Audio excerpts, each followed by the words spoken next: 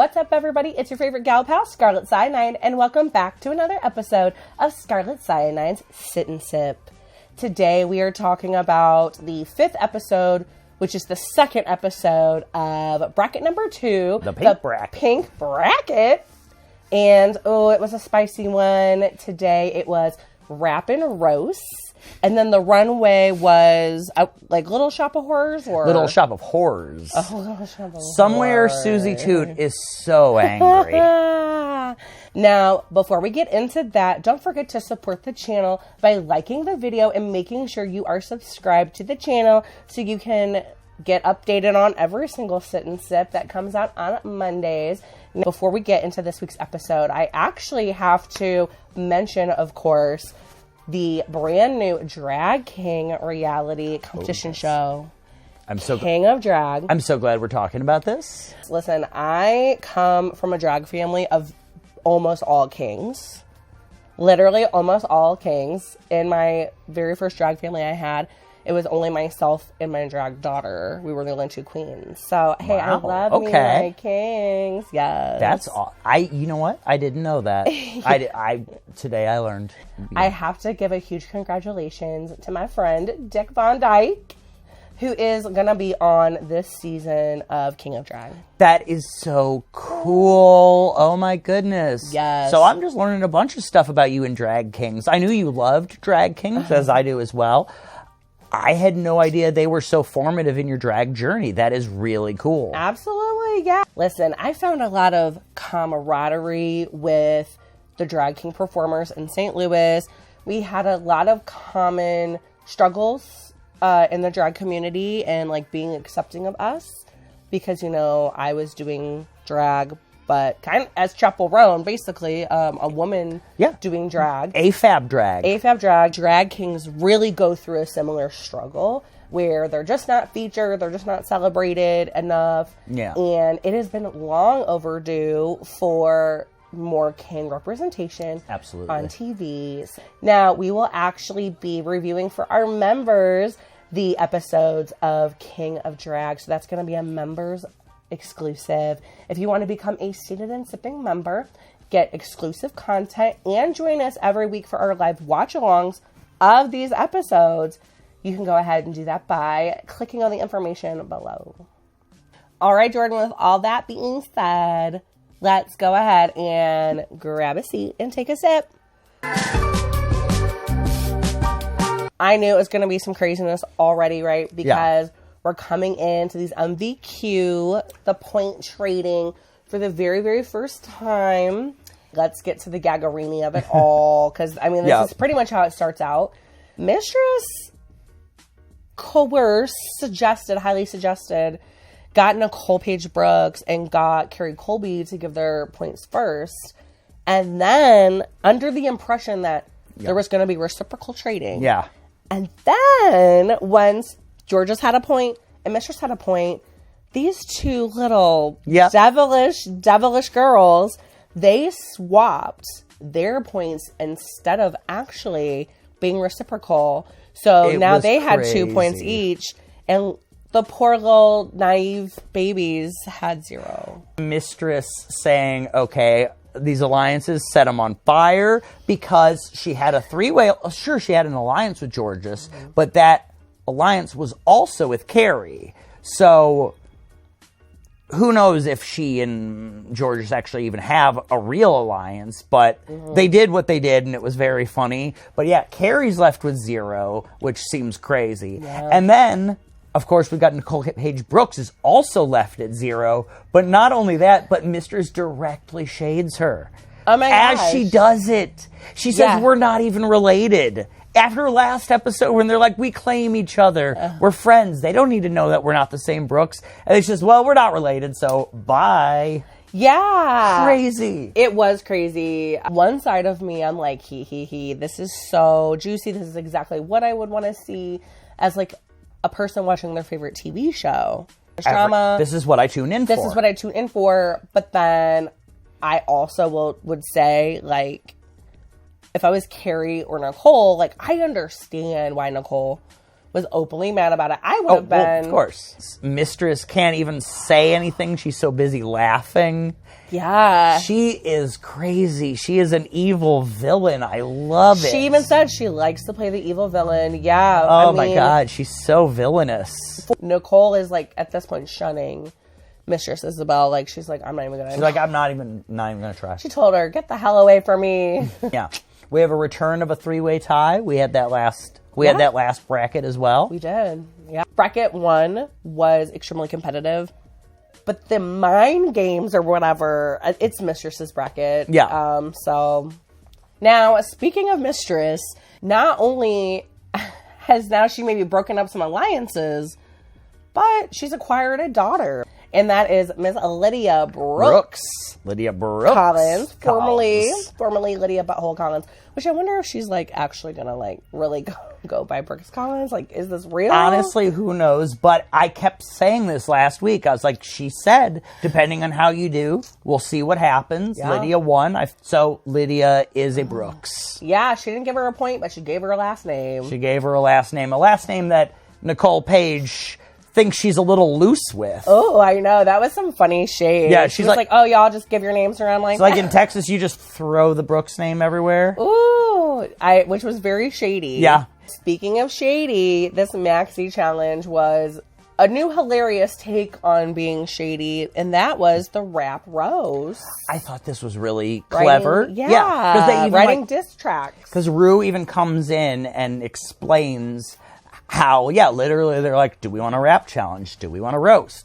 Yeah, let's do both. Let's do both. Let's do both. And so we got this roast cooking. Yes!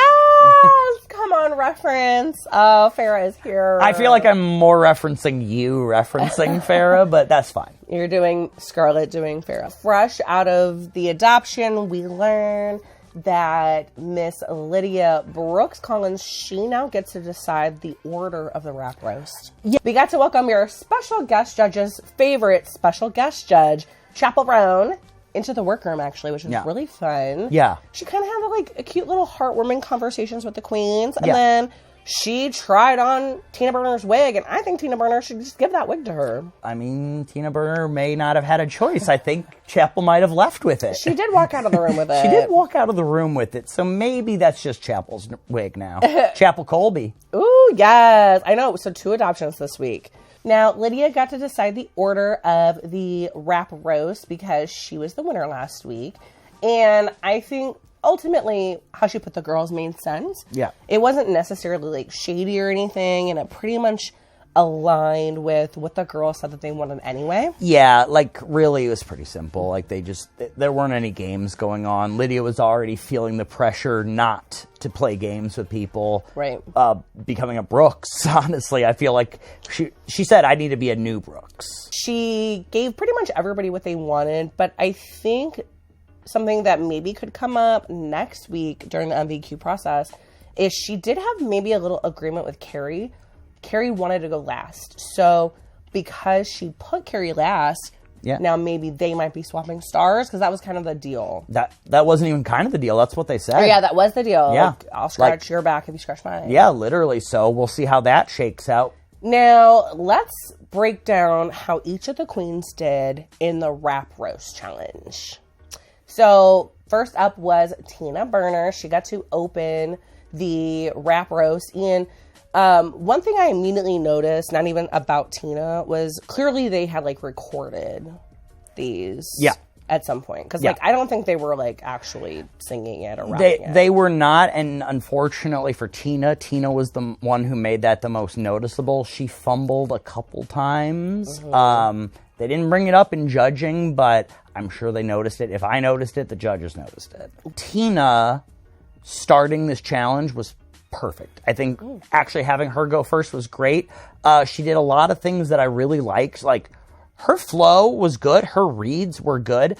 She started her rap, which started the song, with a self-roast. She roasted herself about the colors that she gets roasted for using. That's so smart. Yeah. And what a smart way, not just to do yours, like, honestly, all the girls should have done that at least once, but to start the song. Yeah. It was so good. I felt that was a really smart choice. I wish I could have understood her a little better. She was going really fast, and even when I could understood it, sometimes the jokes landed while she was in the middle of another one.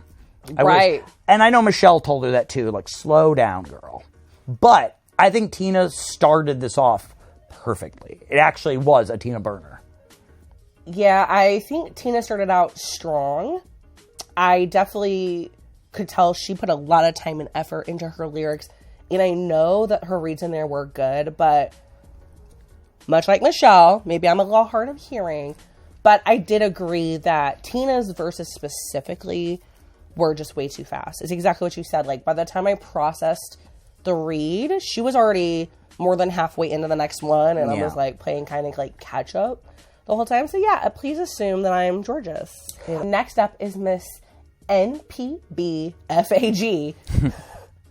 Which was very funny. I don't even think if Nicole got the double joke that she made. Yeah, I was like, did she understand the joke that she made? Right. She made the joke. Did she get it? Because, like, I'm like, oh my God, that's very true funny. And funny. Yeah. But then when Chaperone complimented her about it. Yeah. She was goes, like, from Atlanta, Georgia. And we're like, yeah, we know, but. We know, girl, but. So I'm wondering if that was an accident. That was just because the thing is, it also felt like a much more today Kween joke than maybe of her time. So it might not have been on purpose. She might not have even noticed. I'm like, that was the read of the rose. So truly, she might not have noticed, because at one of the movie theaters where I used to work, they had a little stamp card. You come to the movie, you get stamps, you get a 10th one free. Without any irony or meaning to, my boss called it the Film Addicts Guild. He had no idea. So maybe she just didn't know. I didn't really know what to expect out of Nicole Paige Brooks. I will say, for me, her verse, while I give her kudos like for listening to the judges, doing the bigger wig, and as Michelle stated, you could understand what she was saying. You could. That is true. I thought it was kind of like a little mid on the reads. I thought some of them were really great and hit. Yeah, absolutely. Like, she started out strong, and I think she actually ended strong. Unlike Tina's, which was too quick, I almost felt like there wasn't enough for me in Nicole's verse. Yes. Now, next up is Miss Lydia Brooks Kollins. Lydia Brooks Kollins. Now, what do you think of Miss Lydia's verses? I felt like this was the most polished and, like, ready to go. Like, if they want to stamp this song and send it out, it felt really rehearsed. But, like, not in a bad way. It felt like it made sense to me. I actually really liked Lydia's approach when it came to the choreography, because she kind of, like, slunk around and, like, would go around the girls. I loved that. Kind of giving you a little, like, demon-y while she was doing it. I thought it was cute. Next up is Mother, Mistress, Isabell Brooks, because she's just adopting those kids up. Really loved everything that Mistress did. I think very much like what you had said for Lydia, where Lydia's was, like, extremely polished. That's exactly how I felt about Mistress's. Absolutely. I thought Mistress's was the easiest to understand. Just, like, I think the tone of her voice helps, and just, like, her voice is just a voice you can't help but hear. Yeah. But she was very clear. The reads were very funny. It had very high energy. Yeah. And I loved her look. I think... Oh, my God, it was so good. In the performance challenge, Mistress's look was absolutely my favorite performance look. I really loved the low-waisted pants with the mesh underneath her football jersey. That was terrific. I thought that was great. So as far as her part in the song, agreed. Much like Lydia's, it felt very rehearsed, not in a negative way, not in a shady way, in a good way. I was expecting, as I think most of us were, that maybe her reads would cut a little deeper than the others, and I felt like maybe for Mistress this was a little soft, but that's okay. That's okay. She was giving the girls a breather. She had already dragged them enough all day. If I was thinking about this as a song that was getting packaged to be sent out, I feel like Mistress gave the most "this is my song" energy, and everybody else is featured on this song. Main girl. Well, maybe it should be Mistress and Jorgeous's main song featuring the others, because next up was Jorgeous. I personally loved Jorgeous's. I think Jorgeous had my favorite overall performance moment and verse itself. I thought she was so freaking smart to kind of, first of all, remind Ru why she loves her, why she's the best. Yeah. She did all the tricks, house down boots, which I know Michelle found distracting, but I'm like, that's Jorgeous' style, though. Like, yeah. That's just Jorgeous doing Jorgeous. Yeah. And I thought she was so smart because earlier in the episode, we saw that Jorgeous was kind of like, ooh, Ru is really living for Lydia. That makes me a little jealous. Yeah. So I love that Jorgeous kind of called to the power of Alyssa Edwards. Yeah. And threw in that whole like beast moment. Oh, that was so Mistress, good. because by far Jorgeous had Ru laughing the hardest in that moment. 100. Out of any moment. Now, last but not least, Miss Tranos herself, Kerri Colby.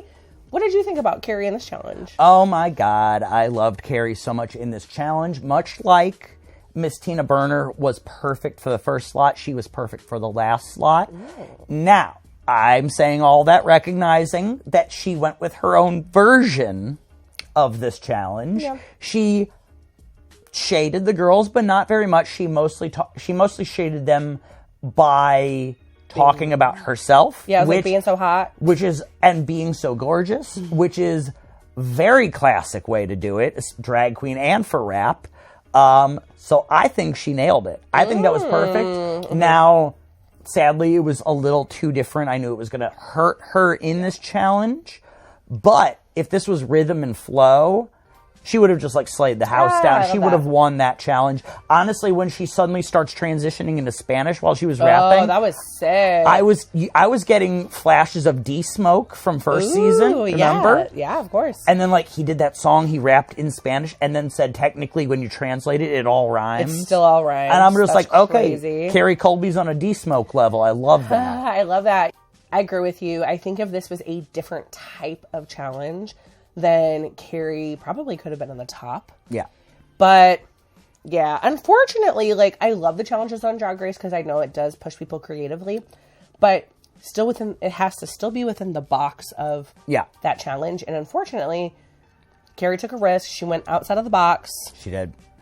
And it ultimately didn't pay off. It didn't pay off, but you got to risk. That's the risk you got to run. Right.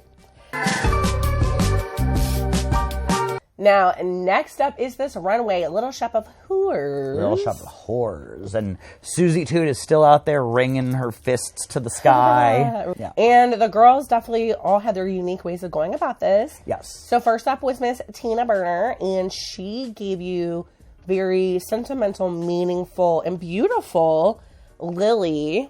Yeah.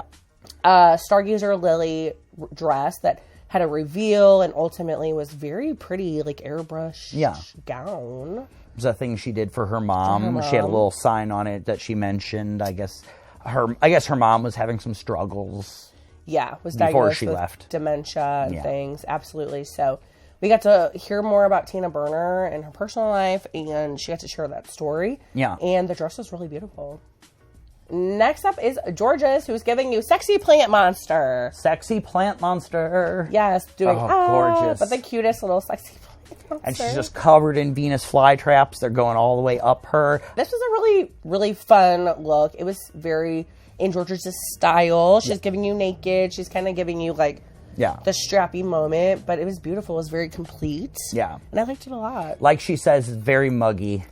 It was very muggy. Very muggy. So I love this look that Jorgeous did, and she's giving you one of 2 Venus flytraps. Yeah. So that was very fun. Next up is Nicole Paige Brooks. Now she's giving you Cactus. Yeah. With a reveal to the insides of the cactus. Literally, she said cactus meat.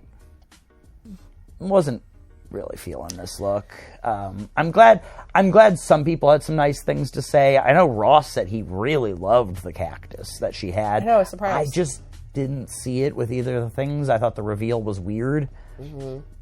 Now, next up is Lydia Butthole Brooks Kollins, and she's kind of giving you more of the musical theme. Yeah. And she's giving you like Dark Lady. version of like the Audrey 2 plant. Yeah. She made like a rosy version of it on her hand. That she called Lydia 2. For me, I like this look. I love that Lydia like makes all of her own costumes and things like that. I thought it cool. Yeah, I think she looked beautiful. I thought it fit the challenge. Yeah. It wasn't the most memorable to me. No. It didn't like stand out a ton, but I mean, I thought it was fun. Yeah. Agreed. I was like, this is beautiful, but it's not a thing I'm going to remember you for, but yeah, it's fine. Now, somebody I am going to be remembering because she was giving you like sexy cactus Bowsette. Yeah. Mistress Isabell Brooks, literally giving you like a campy, she even said a video game kind of cactus, full fantasy camp moment. Yeah, I was thinking it reminded me of Petey Piranha, also from Mario. Like if Petey Piranha and Bowser got mashed together. Yeah, very that. Yeah. I could definitely see that. I really love this look. I thought it was really fun. I love that it was kind of like, it was camp because it was like kind of stupid and ridiculous. Yeah. When she first came out, I actually was like, do I love this? Do I not like this? But I'm like, no, I love it because I also felt like it was kind of unexpected for Mistress to do, but it was still very flattering. And I don't know, it was just really... Now, last on the runway was Kerri Colby, and she literally did leave it all on the runway with this insane Venus flytrap look, and she like then gives you the gaggerini of just walking out of the outfit, which I loved.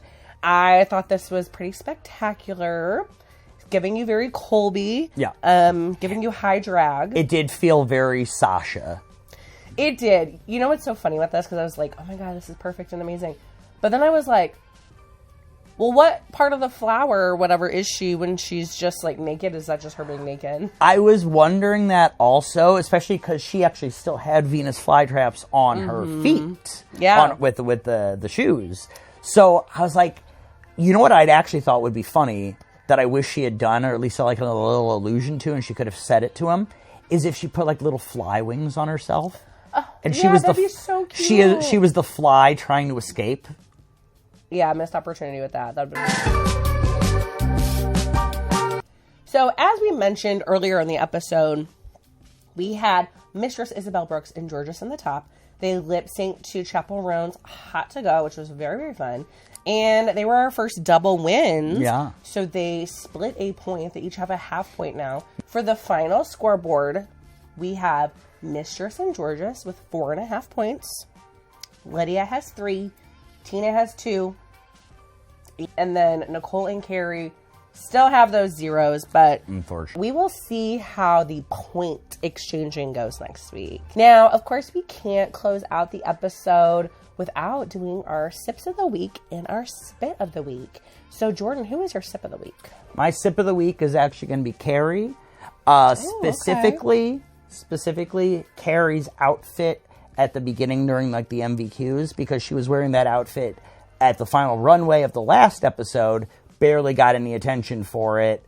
It barely got any attention in this episode, but it's really good. So I just wanted to give some attention to Kerri's really great outfit from the MVQs. I love that. What about yours? My sip of the week, I have to give it to one of the winners, Ms. Jorgeous. I love, speaking of, I guess, the MVQ, kind of love that she played the shady game with Mistress. So funny. And then I love that they were both in the top. Yep. And I love that they both won. Yep. But ultimately, I'm going to give it to Jorgeous because she had my like favorite overall verse. All right, Jordan. Now, who is your spit of the week?